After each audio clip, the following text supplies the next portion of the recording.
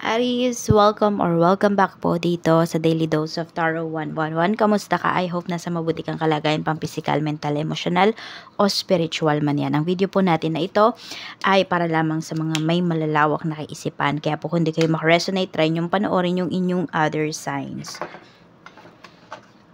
Moon, Rising, and Venus.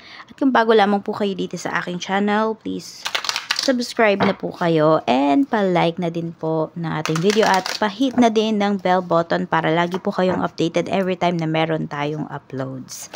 Kung nais mo namang magpa-private reading, nandiyan yung link ng ating Facebook page sa comment section and sa description box. Siguro yung sa comment section, medyo late ko yun maibibigay minsan kasi nakakalimutan ko. Pero always yan nandiyan sa ating description box. Kaya click nyo na lang yun para ma-direct kayo. Mag-ingat kayo ha kasi may nanggagaya sa atin. Pero yung nanggagaya kasi sa atin is Facebook account. Tayo ay Facebook page. So, doon pa lang, malalaman nyo na kung legit ba or hindi. Kaya tingnan nyo po, once na inad kayo or minessage kayo, hindi po ako yan. Kasi hindi ko kayo i-message at hindi ko kayo need i-add.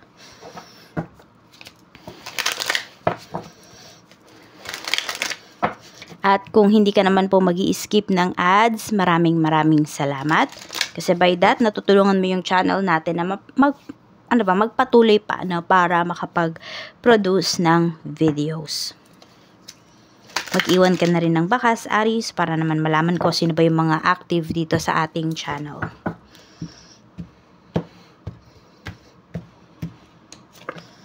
Meron tayo ditong negotiation. Ayan. So, pwedeng may mga dealings ba kayo? Meron ba dito nagbebenta kayo ng lupa, ng sasakyan? So, ayan. Maganda yung pinapakita rito. But let's see, tingnan natin kung ano man yung pag-uusapan na yan, ano man yung negosasyon na yan, papabor ba yan sa'yo.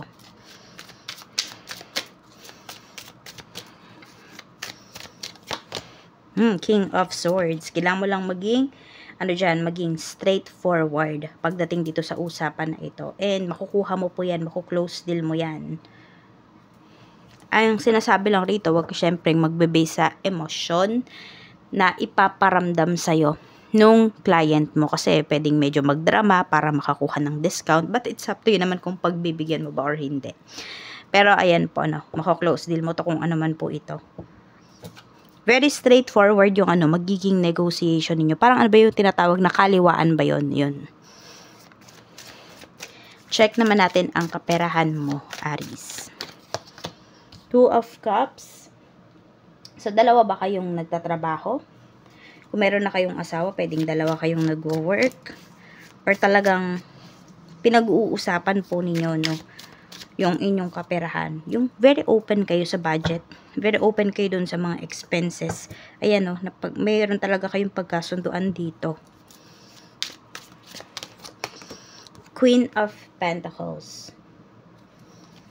So, pwedeng ikaw yung naghahawak ng ng budget. Meron na akong nakikita dito, pwedeng may suporta ka, Aries, galing sa isang nakababata sa'yo. Could be a family member na pwedeng kapatid mo, pwede rin naman na anak mo. So, pwedeng meron po dito is sinusustentuhan po kayo. Pero meron naman dito, ayan kayo, yung breadwinner. Pero nakakatulong naman po sa inyo yung inyong family. Kunwari, yung asawa po ninyo, kung meron kayong asawa at mga anak. Kasi alam nila yung pagod mo. Diba? Sabihin natin na may kabuluhan kung saan man napupunta yung iyong mga kinikita. So, hindi po siya nasasayang. Kasi nga, napapag-usapan po ninyo. Open kayo. Meron kasing family, diba? Yung tipong nahihirapan na, pero ang luho pa. Kasi di sila nag-uusap Di nila alam na ganito pala yung sitwasyon. Yung totoong yung realidad ng buhay. Ito pala yung dinadaanan ng parents, diba? Para makuha yung, yung kita na yon, ganito, ganyan. Basta, something like that, nahihirapang mag-usap, hindi vocal sa isa't isa. Sa career naman, medyo ibaba natin. Check naman natin ang career. Sa career, we have King of Wands. Five of Swords.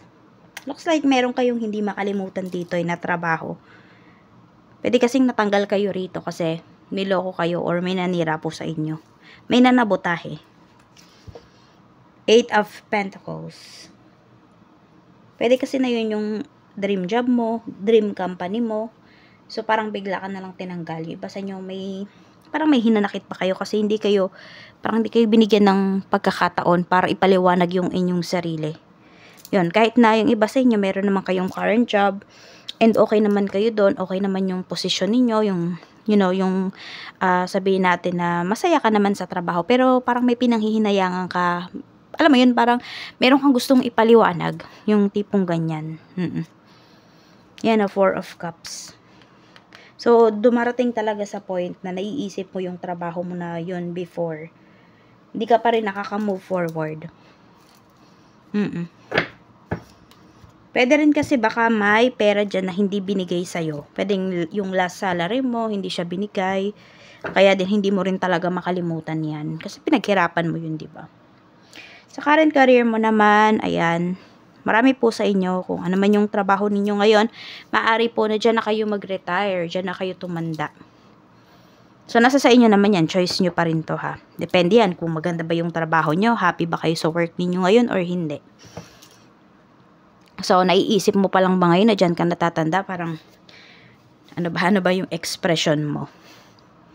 Sa business, sa business naman, tignan natin, we have Queen of Wands,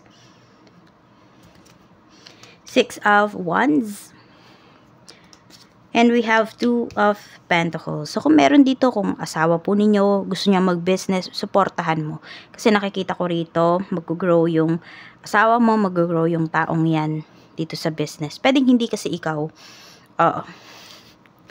Aries, pero pwede rin naman na ikaw, no?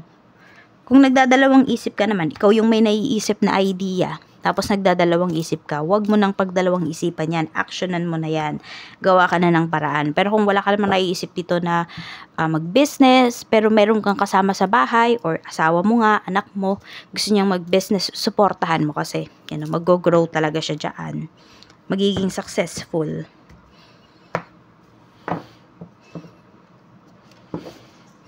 Sa love life naman po, we have 9 of Wands. May masikreto rito. Tignan natin.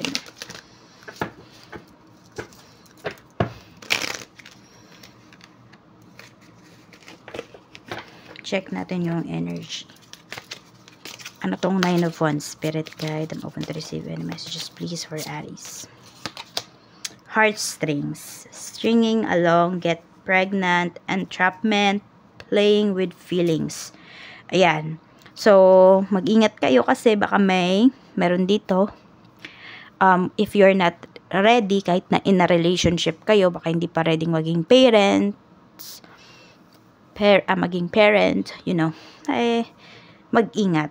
No, ito yun. Ito yung sinasabi na pwedeng pag-iingat, no? Hindi yan paglilihim. Pero meron dito.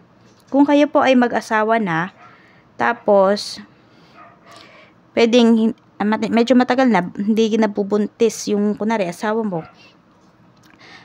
Baka may ginagamit siya na contraceptive na hindi mo alam.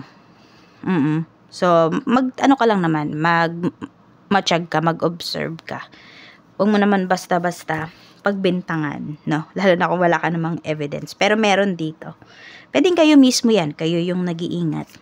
Kasi ayaw nyo na madagdagan yung inyong anak. Tingnan natin. Tapos, ayun, meron din dito, hindi nagsasabi sa'yo ng totoo yung person mo. Pwedeng sabihin natin, kahit may mahal na siyang iba, no? Hindi niya sinasabi sa'yo. Ayaw kanyang pakawalan. So, nagiging selfish siya. Kasi, pwedeng hindi mag-succeed doon sa isa. Kaya, hindi kanya pinapakawalan. Kasi, alam niya na mahal mo siya. Nasa sa'yo na yung desisyon, Aries. Kung nalaman mo na may ganyan. Sa health naman, we have Wheel of Fortune. And meron tayo ditong Queen of Swords. Okay, okay masyado mag-overthink. Nag-overthink yung iba sa inyo. So, nai-stress talaga kayo rito. Meron po rito, pagaling na siya. Tapos, ayun, parang bigla na lang natitrigger kasi nag-overthink.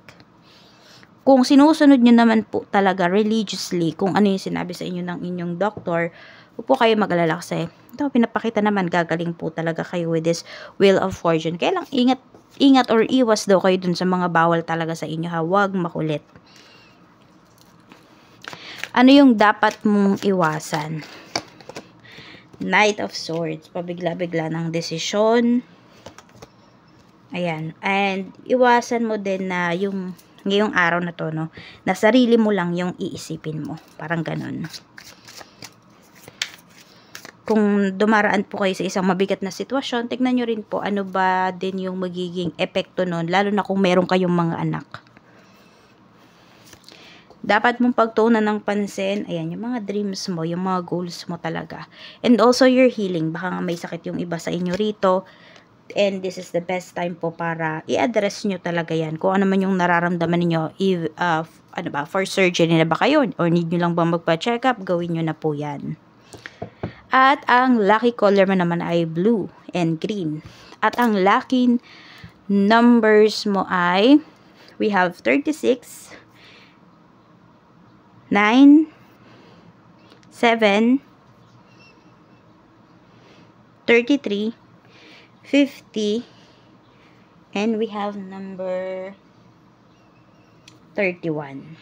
So, ayan lang po, Aries. Maraming salamat and mag-iingat ka always. More blessings to come.